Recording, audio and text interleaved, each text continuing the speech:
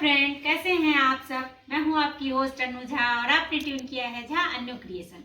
आज मैं आप लोगों को सिलाई मशीन की बता रही हूँ, सिलाई मशीन के बारे में बता रही हूँ। हम लोगों के साथ समस्या ये होती है कि बार बार धागा टूट जाता है या नीचे की सिलाई अच्छी नहीं आती है, तो हम इन चीज़ों से परेशान होते हैं और हमें इतनी जानकारी नहीं होती है कि एक्चुअली क्या करना चाहिए। तो इससे पहले वाली वीडियो में मैंने आपको सुई के प्रकार बताए थे और किस कपड़े पे किस तरह की सुई लगा ये करनी चाहिए वो मैंने आपको बताया था।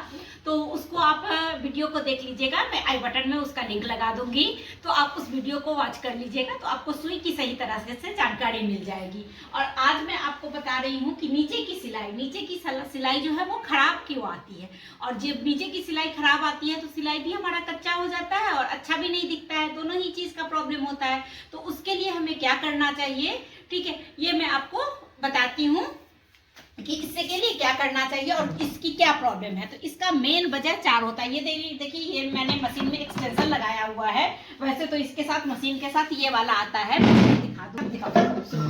जनरली आपने मशीन के साथ ये वाली देखी होगी, लेकिन इससे क्या होता है, हमारा ग्रिप नहीं बैठ पाता है डिजाइनिंग में। इसकी वजह से मैंने इसको हटा के इसको हटा दिया, निकाल दिया इसको, और ये वाले लगा दिए हैं मैंने इसको। बहुत ही इजी में मिल जाता है, इससे मैंने मंगाया है अमेजोन से।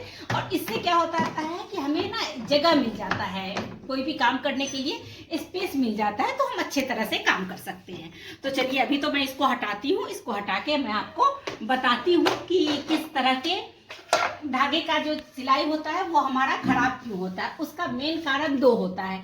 ये देखिए फ्रेंड, हमारी मशीन में टेंशन होता है, हर एक मशीन में टेंशन होता है। इस मशीन में यहाँ पे टेंशन है, और वो काली वाली मशीन जो होती है यहाँ पे होती है, वो पेच से खोल के और टाइट लूज करके हम उसको टेंशन को टाइट या लूज करते हैं। तो इस टेंशन को हम सही करेंगे तभी हमारी सिलाई सही आएगी। टेंशन जो होता है वो धागे की पकड़ को सही रखता है, उसको खींचता है, ठीक है। वो यदि लूज हो जाएगा तो हमारा ऊपर नीचे की सिलाई जो है वो अच्छी नहीं आएगी, कई बार सिलाई छोड़ छोड़ के आएगी, तो इस तरह की प्रॉब्लम हो जाती है। तो देखिए, यदि हमारा टेंशन सही नहीं रहेगा तो हमारा सिलाई जो है वो सही नहीं आएगा। तो उसको हमें हमेशा ये रखना चाहिए और मशीन को हमेशा ही साफ सुथरा रखना चाहिए। खास करके नीचे का पोर्शन जो है, इसका नीचे जो बॉबिन केस जहां हम लगाते हैं उस प्लेट को हमेशा ही साफ रखना चाहिए। उसमें यदि धागा वगैरह फंस जाता है तो भी हमारी सिलाइयाँ जो है वो थोड़ी सी गड़बड़ हो जाती है। तो उस चीज़ पर भी हमारा विशेष ध्यान रहना चाहिए। तो बस यही छोटी छोटी चीज़ों को देखते हुए हमें अपने सिलाई को सही करते हुए काम करते रहना चाहिए। तो आप लोगों को और आगे मैं बता रही हूँ आप लोगों को कि और क्या क्या प्रॉब्लम होती है। तो ये तो हमारा बेसिक प्रॉब्लम हुआ, ये सब तो बेसिक चीजें हैं और मैं बेसिक ढंग से ही आपको सब कुछ बता रही हूँ।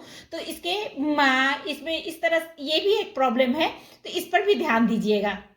पहला काम ये है। दूसरा बात होता है, जो वो वाली मशीन होती है, ब्लैक वाली जो मशीन होती है, उसमें क्या होता है कि ये खराब हो जाता है। ये टेंशन में जब कचरा फंस जाता है तो उस कचरा फंसने की वजह से भी उसका प्लेट जो है ना वो लूज हो जाता है। तो प्लेट लूज हो जाने के, मेरे पास वो ब्लैक वाली मशीन नहीं है, मैंने हटा दिया, होता तो मैं वो आपको दिखा देती, लेकिन वो जो ब्लैक वाला मशीन होता है उसका टेंशन प्लेट जो है उसमें कचरा फंस जाता है, उसकी वजह से भी हमें ये इस तरह की प्रॉब्लम आती है। और दूसरा प्रॉब्लम क्या होता है कई बार कि हमारा बॉबिन केस जो होता है ना, देखिए ये बॉबिन है, बॉबिन केस जो होता है ना, इसका ये जो है ना ये लूज हो जाता है फ्रेंड। तो इसको यहाँ पे एक ये होता है, इसको थोड़ी सी ना पेचकस से हल्की सी टाइट कर देंगे तो भी सही हो जाएगा। और बॉबिन में धागा कई बार हम भरते हैं, ठीक है, तो ये भरने के टाइम में क्या हो जाता है, यदि मान लीजिए ढील इधर उधर रहा है या कुछ किसी भी कारण से ये धागा यदि लूज इसमें बढ़ गया है, काफी टाइट नहीं भरा, लूज बढ़ गया, तो भी हमारा सिलाई जो है वो खराब हो जाता है। तो उससे भी हमारा सिलाई जो है वो खराब का हो जाता है। और टेंशन को और इस प्लेट को भी देखिए, मेन ये इधर ये प्लेट भी यदि हमारा घिस जाता है ना फ्रेंड, इसमें ये प्लेट लगा हुआ है, ठीक है, ये प्लेट भी घिस जाता है तो भी हमारा खराब होता है। और इसका सफाई भी हमें बार बार करना चाहिए। तो इस तरह की मशीन में तो इसकी सफाई में कोई प्रॉब्लम ही नहीं है। इस तरह की इसकी मशीन को तो बस ये 2 क्लिप के साथ ये अटैच है, इसको हम खोल के आराम से सिलाई कर सकते हैं। और सुई हमारी यदि पुरानी हो गई है, घिस गई है, तो भी हमारा धागा कपड़ा जो है ना वो छींच के आता है, तो उसको भी ध्यान रखना चाहिए। वो मैंने आपको पिछली वाली वीडियो में बताया था। तो वो होता है कई बार धागा बढ़ते हुए, बॉबिन में धागा बढ़ते हुए धागा का ये जो है वो कम हो जाता है, ये तो वो भी इस वजह से भी हमारा थोड़ा सा ये चीज जो है ना वो थोड़ा खराब आता है। तो इसको भी हमें सही बार करना चाहिए। और बीच बीच में धागा छोड़ देती है तो उसका भी मेन कारण या तो टेंशन होता है, या तो सुई होता है, ठीक है, या तो फिर आपका बॉबिन केस का जो है वो ये होता है सही से बैठा नहीं। कई बार हम लगा तो देते हैं बॉबिन, कई बार क्या होता है ये चीज हमारा जो होता है ना वो लूज हो जाता है फ्रेंड। इसमें हम धागा भरते हैं लेकिन ये बॉबिन केस डालते हैं, लेकिन ये क्या होता है ऐसे हिलता डुलता रहता है। तो इसके लिए हमें, हमारा तो नया है तो नहीं होता है, लेकिन यदि इस तरह की स्थिति हो जाए तो यहाँ पे हम क्या करेंगे, पेस्टिंग पेपर किसी बराबर का ऐसे करके एक पेस्टिंग पेपर काट लेंगे बिल्कुल इस साइज का, और उसको बीच में होल कर देंगे और इसमें नीचे बिठा देंगे पेस्टिंग पेपर को। और फिर हम ये बॉबिन केस लगाएंगे, इसमें बॉबिन लगाएंगे तो वो हमारे धागे को बिल्कुल सही करेगा। तो इस ट्रिक को भी आप ट्राई कर सकते हैं। तो ये देखिए छोटी छोटी ट्रिक्स हैं जो कि हमें घरेलू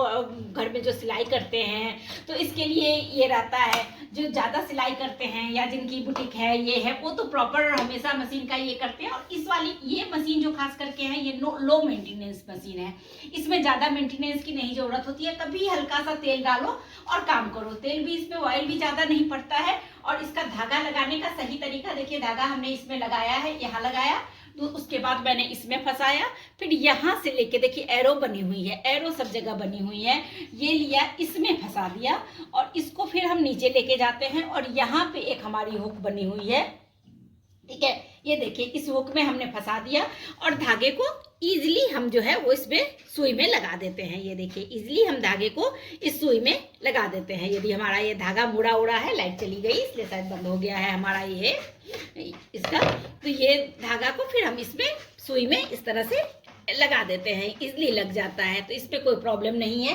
तो इस तरह से करके हम अच्छा सिलाई और ये कर सकते हैं। पुरानी सुई को हमेशा से चेंज करते रहें। जनरली 16 नंबर की सुई यूज़ करें, बहुत पतला कपड़ा है तो उस पर 9 नंबर की सुई यूज़ करें। तो ये सब हमने आपको पिछले वाले में बताया था, उससे आपको बहुत अच्छी जानकारी मिल जाएगी।